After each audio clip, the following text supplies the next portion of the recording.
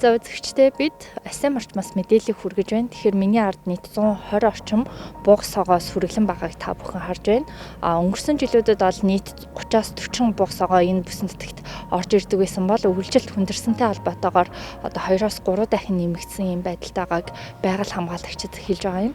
Үүнтэй холбоотойгоор Богдхан агуулгын Тархан заадт газрын хамгаалтын захиргаанаас 7 хоног бүр одоо эдгээр амьтдад өвс тижэл тавьж өгч байгаа юм байна.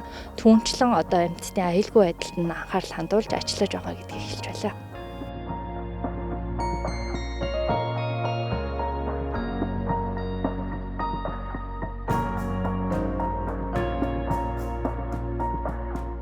Цас ихтэй үйлжилт хүндэрсэн үед үс тижэл зэрлэг амьтад буг, гөрөөс, цагаан зэрэг амьтдад тавьж өгдөг байгаа.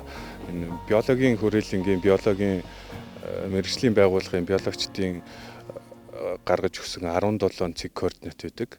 Тэрний дагуу манай байгаль хамгаалагч нар намар хожир шуу тавих ажлаа 17 цэг координат дээр, хавар хожир шууга 17 цэг координат дээр тавьдаг.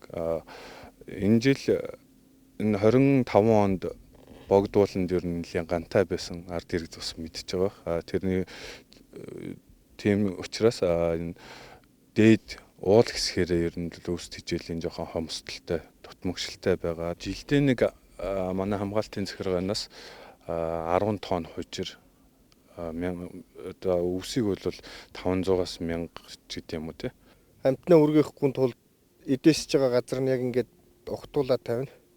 Одоо ер нь өдөөс өмнө хаана байршиж гин. Өдөөс хойш энэ вакцинад ирнэ гэсэндээ гэд тодорхойлоод тэгээ ухтуулж тавьдаг. Тавьсан өвс энэ төр дууссан байна. Чи олон тоогоор орж ирж байгаа учраас. Яг өвс тижээлийн хувьд бол бас жоохон хомсдолтой байна. Богдхан уулаа харилж хамгаалаад тэгээ энэ буга согоо зэрлэг амьттай хойч үедээ үлдээхийн тулд хамгаалаад ажиллаж байна даа манай хамгаалтын захиргаан.